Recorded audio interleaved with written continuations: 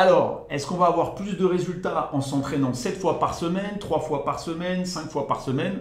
Tout dépend de l'objectif que vous avez, du temps, de la durée de vos séances et d'une multitude de paramètres. Je vous explique tout ça en détail. On va faire ça point par point. Tout d'abord, analysons vos besoins. Quel est votre objectif? Est-ce que vous voulez faire de la masse? Est-ce que vous voulez sécher? Est-ce que c'est un entraînement de préparation sportive? Est-ce que vous faites de l'haltérophilie? Donc tout ça, ce sont des protocoles d'entraînement qui vont vous orienter vers un nombre de séances par semaine. Ok, admettons que vous vouliez faire de la prise de masse. Quelle est la quantité d'entraînement par semaine optimale? Vous allez me dire, si je vais tous les jours à la salle, je vais avoir plus de résultats. Faux. Votre masse musculaire va se développer pendant les phases de récupération.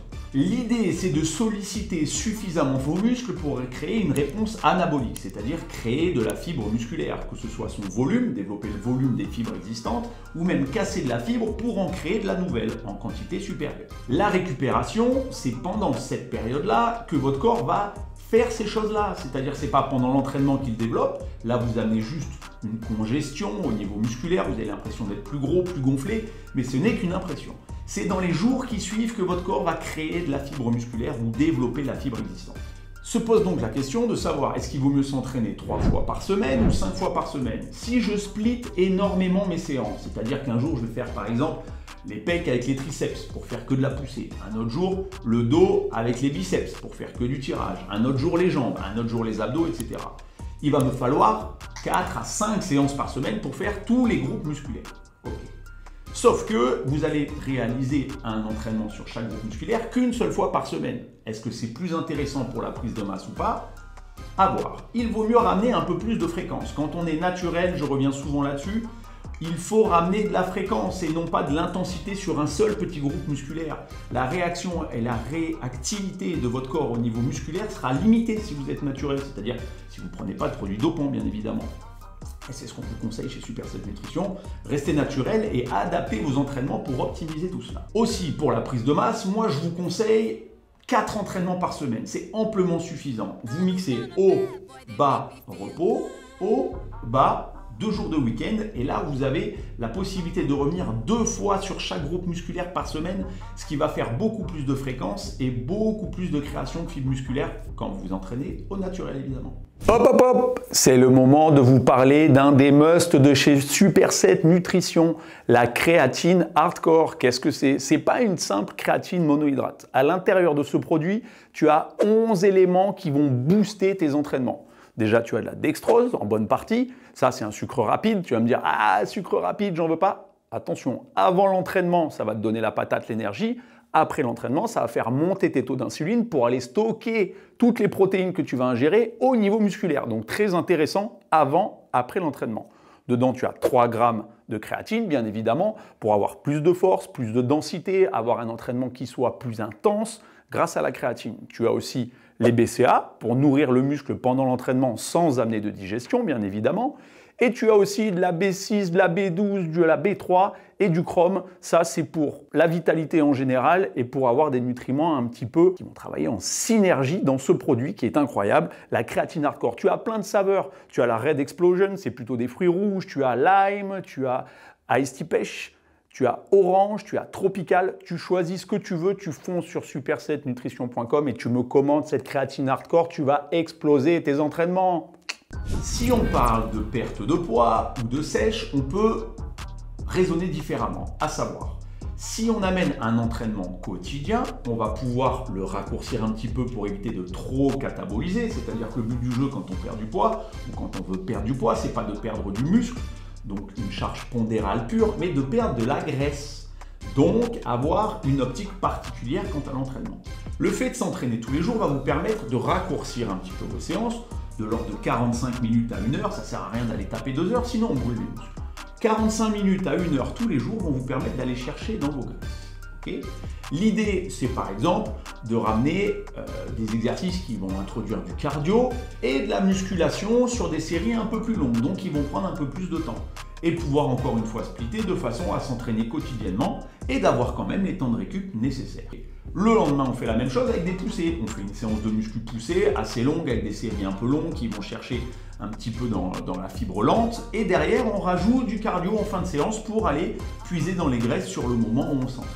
Vous vous retrouvez donc dans un cas de figure où vous pouvez enchaîner, tirer avec tout le corps, pousser avec tout le corps, tirer avec tout le corps, pousser avec tout le corps et tirer par exemple sur une 5e séance ou amener une 5e séance dans la semaine où on va faire que du cardio. Cette fois-ci en début de séance, vous m'amènerez de la fréquence, de la répétition et de l'intensité avec des fractionnés par exemple, c'est-à-dire des exercices à haute intensité mais que cardio. Et en fin de séance, encore un petit cardio soft.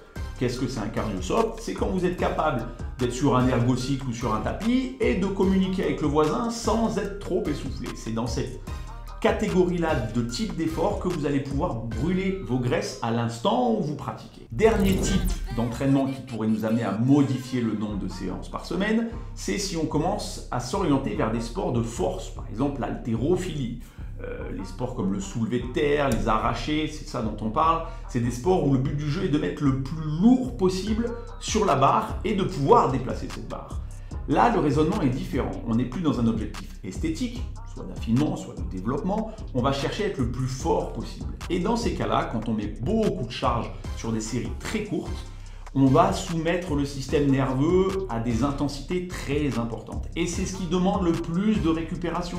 Que ce soit pendant la séance, les temps de récup vont être beaucoup plus longs, de l'ordre de 2 à 3 minutes entre chaque série, mais aussi entre chaque séance, parce que les exercices sont pluriarticulaires, très lourds, très exigeants pour le corps.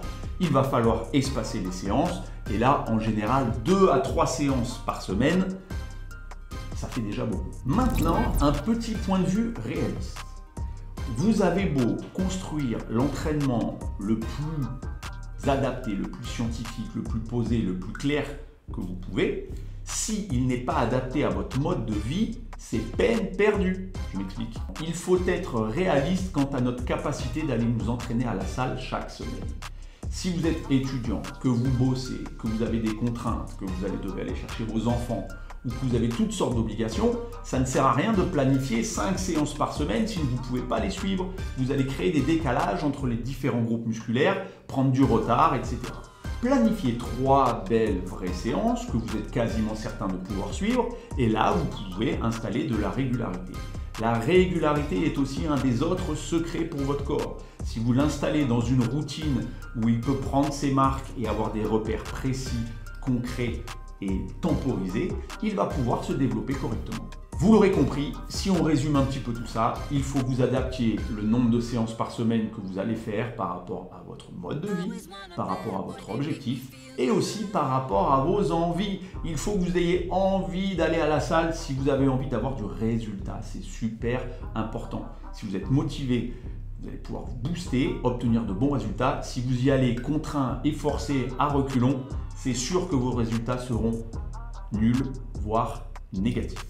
Dernier point, et non des moindres, vous risquez également, en vous entraînant trop souvent, d'amener du surentraînement. Qu'est-ce que c'est le surentraînement? Eh bien, c'est simple. Si vous ramenez trop de fréquences sur vos muscles, vous allez créer de la négativité en termes de performance sportive, je parle, et aussi de résultats physiques sur vos muscles. Le surentraînement, ça amène des blessures, ça amène de la mauvaise récup et ça amène une progression qui est complètement faussée. Il faut avoir quelque chose de construit qui vous permette d'avoir un palier ascendant, un plateau qui vous indique que vous avez progressé suffisamment avant d'attaquer un nouveau palier qui vous permet d'obtenir des résultats croissants. Si vous ne faites pas comme ça, si vous vous contentez de faire quelque chose qui est intense, intense, intense en permanence, vous allez rester sur une courbe qui n'amènera pas de progression, le corps n'ayant pas le temps pour récupérer et amener de la supplémentation en termes de fibres et donc de progression de force ou de perte de graisse si jamais c'est ce qu'on cherche ou de la masse musculaire si on veut développer. Ça y est, vous avez tout compris. Si vous avez aimé la vidéo, vous pouvez me mettre un like. Si vous avez des questions, vous me laissez des commentaires. Et surtout, n'oubliez pas, lâchez vos téléphones, foncez vous entraîner, mais pas trop. Et non plus une moderne.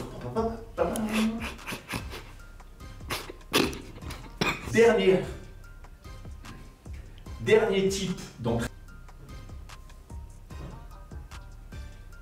Point.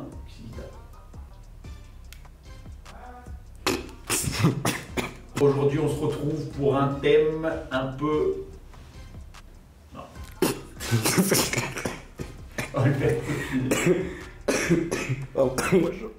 Ah.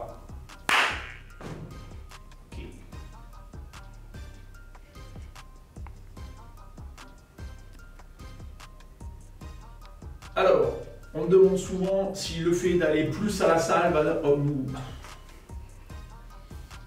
Ok, est-ce que... Allez, ah, je l'ai pris à l'envers. Ouais. Je savais pas ça.